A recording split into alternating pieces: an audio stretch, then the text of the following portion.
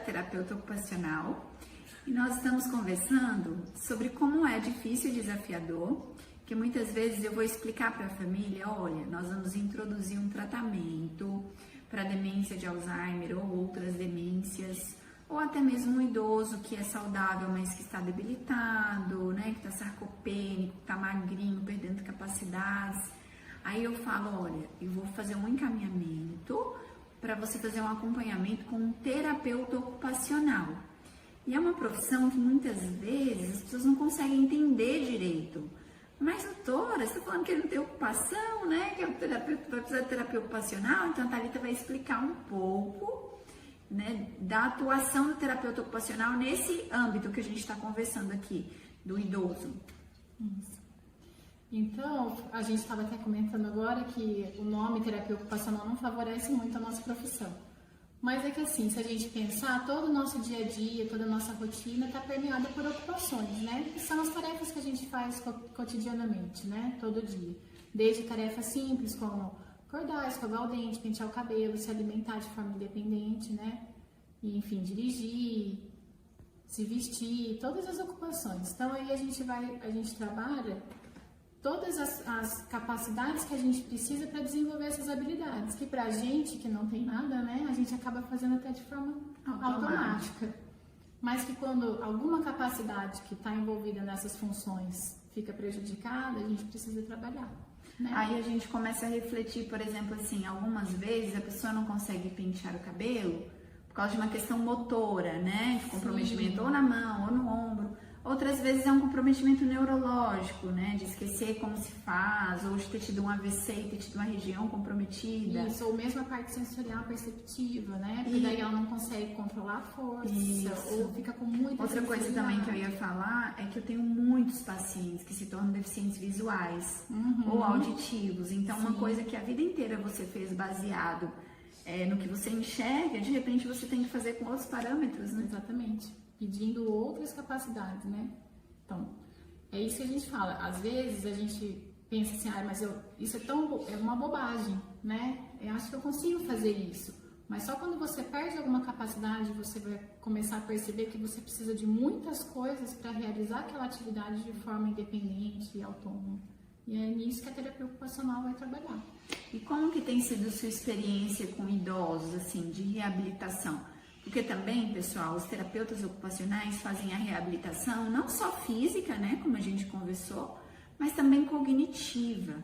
Então, atividades para trabalhar a memória, para trabalhar a fala, essas capacidades assim de cognição, né, memória, linguagem, são todas trabalhadas. E aí eu queria saber, assim, na sua experiência com os idosos, como tem sido.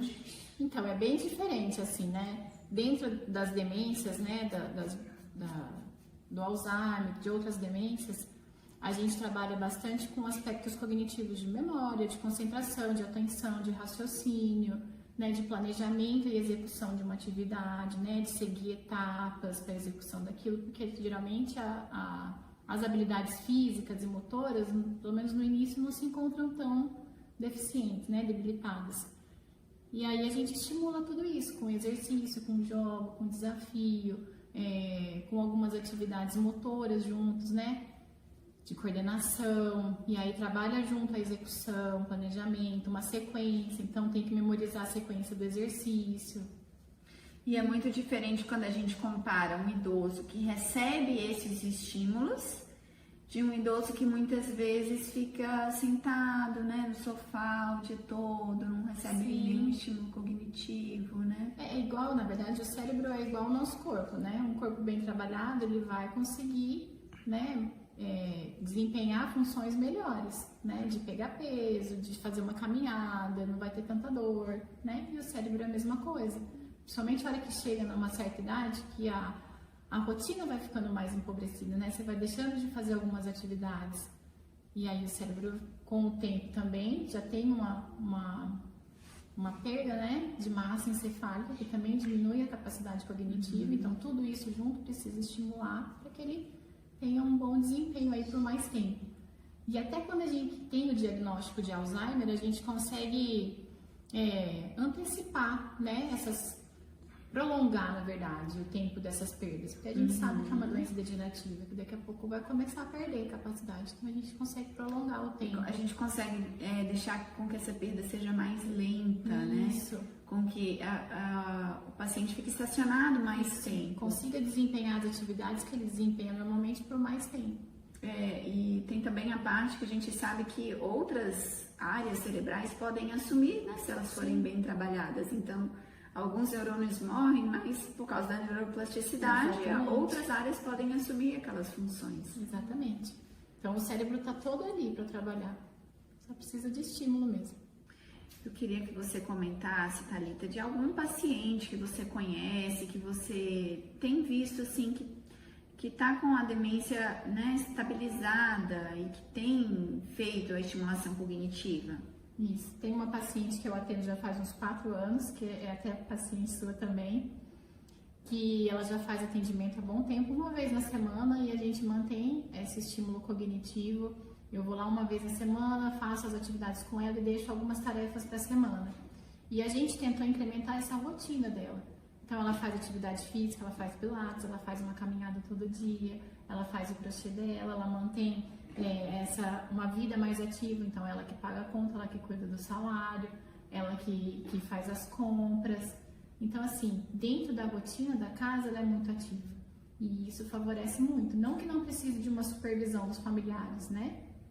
Mas... É o que a gente sempre fala, é tênue, né, o limite de fazer entre com ele você e fazer deixar por ele, isso, né? Exatamente. Então, incluir ele nessas atividades e deixar ele ter uma certa autonomia nas tarefas e nas decisões da casa conta muito. Verdade. Muito. Ele vai dar um sinal sonoro e piscar um quadradinho. Aí a senhora vai apertar aonde ele piscou. Depois então, mas disso... ele não vai piscar, que vai piscar em outro lugar. Em outro lugar. É assim. Mas primeira vez ele vai apertar um só. Aqui. Isso. Então, ó, piscou esse daqui. Aí eu vou lá e aperto esse. Aí ele vai piscar 2. O que eu apertei da primeira vez, mais um. Depois ele vai apertar 3. Os 2 que eu apertei antes, mais um. Pra senhora ir podendo memorizar a sequência toda. É difícil? Muito difícil. Vamos tentar mais uma vez para filmar? Então vai.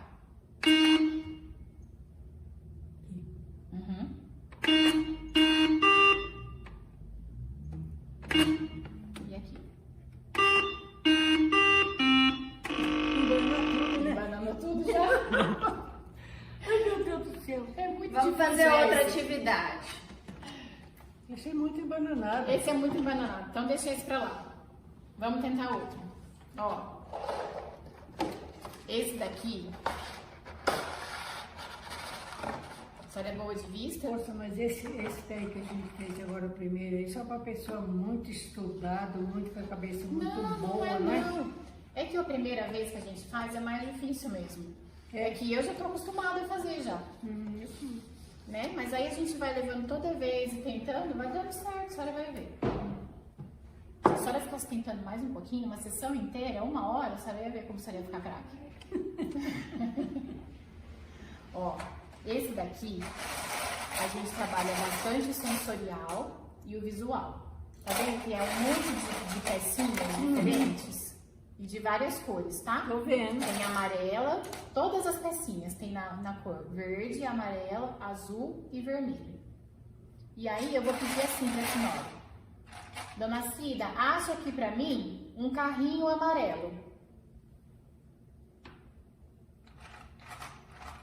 Tá vendo? Esse a senhora conseguiu rapidinho. Sim. Aí eu vou falar assim pra senhora, acha pra mim um chapéu vermelho.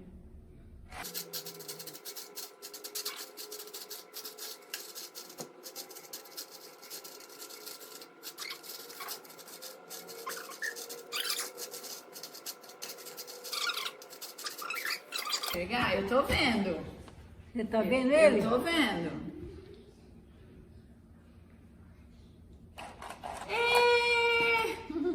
Muito bem. Às vezes eles se escondem um embaixo do outro.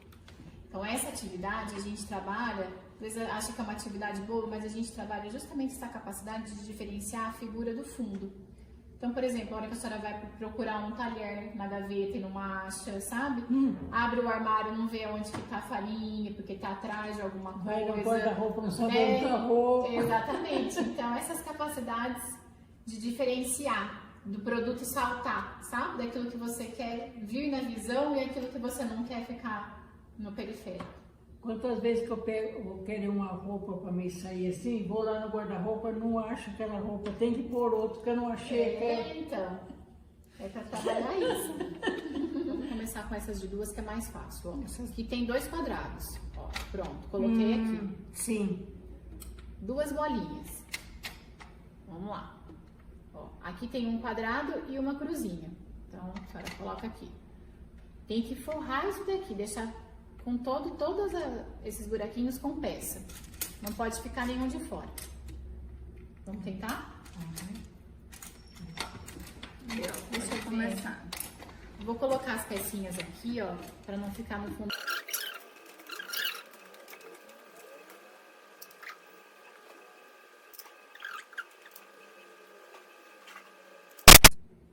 Isso aí.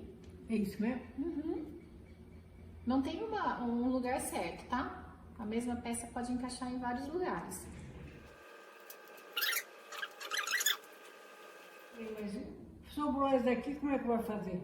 Isso. Agora, ó, não tem nenhuma pecinha que tem só um para Não encaixar tem, aqui. tô vendo que não tem. Então agora a gente vai ter que resolver esse problema, tirando alguma pecinha e encaixando outra. Essa daqui vai ter que tirar.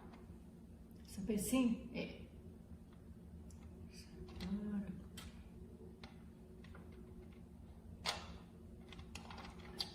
Também não é.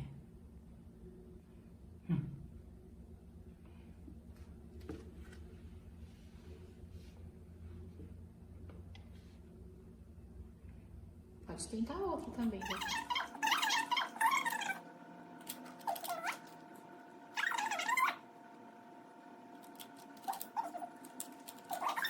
Essa. Muito bem! Parabéns! É, e depois a senhora vai colocar em ordem alfabética. Então, com todas as palavras que começam com A, depois todas que começam com agora B. eu entendi. Tá bom? Ó, primeiro avião, carro, melão, janela, cebola, gaita, pincel, panela, revista, aviso, piano, bicicleta, montanha, sapato, uva, trem, violino, prato, capite, pepino, banheiro, banana, cereja, donzela, fruta e igreja. Esse é para ver pôr tudo as letras tudo na ordem alfabética, Isso. tudo que começa com a primeira letra, não é? Isso. Então, por exemplo, acha pra mim todas as palavras que começam com A. Circula assim pra mim. Mas não é para riscar, não. Pode Ah, riscar. para riscar, não. Todas que começam com A. Avião começa com A. Isso.